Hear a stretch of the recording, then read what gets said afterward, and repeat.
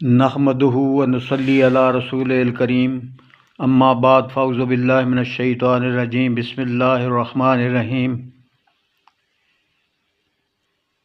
अज असी दोगले लोगों के बारे च जो अल्लाह पाक ने फरमाया है, मुनाफिक लोग जिहड़े काफरां तो भी ज़्यादा ख़तरनाक ने, उन्हां दे बारे च अल्लाह पाक ने सूरा बकरा दे अंदर पहले पारा ते सूरा बकरा दी आयत 12 तो लग के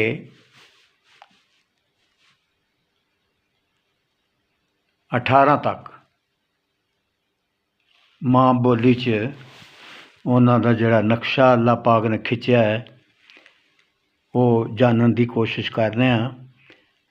अल्लाह पाक ने 12वीं आयत फरमाया, खबरदार हो जाओ, ये लोग असल में फसाद करने वाले ने, पर इन्हों इसका एहसास भी नहीं। 13वीं आयत फरमाया, तो जदों उन्होंने आख्या जाता है बई तुसी भी ईमान लियाओ जिमें होर लोग ईमान लियाए ने, तो आखते ने बई असी भी उवें ईमान लियाईए जिमें ये बेवकूफ़ ईमान लियाए ने। जान लवो बेवकूफ़ असल में वो आप ने, पर उन्होंने अपनी बेवकूफ़ी उत्ते हौले होने का इल्म नहीं।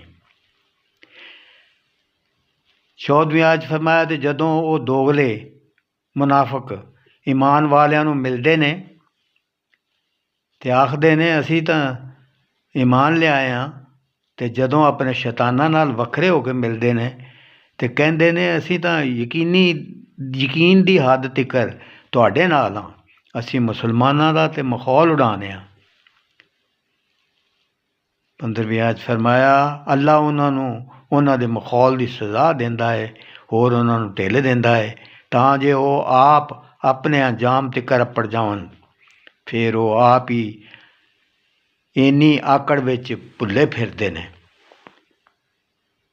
16वीं आयत फरमाया, यही वो लोग ने जिन्हां दैत दे बदले गुमराही खरीदी, पर उन्हां दा ये कारोबार नफ़ा देने वाला ना होया तो होर फ़ायदा देने वाला वादा देने वाला तरीका जानते ही नहीं सन।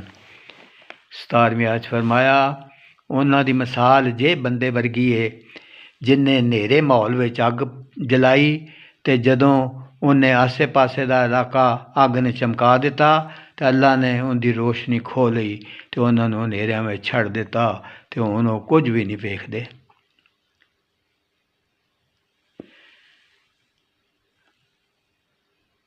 18वीं आयत फरमाया, ये डोरे गूंगे ते अन्ने ने, फिर वो सीधे रस्ते वाल नहीं मुड़नगे। सच फरमाया प्यारी अल्लाह दी ज़ात ने।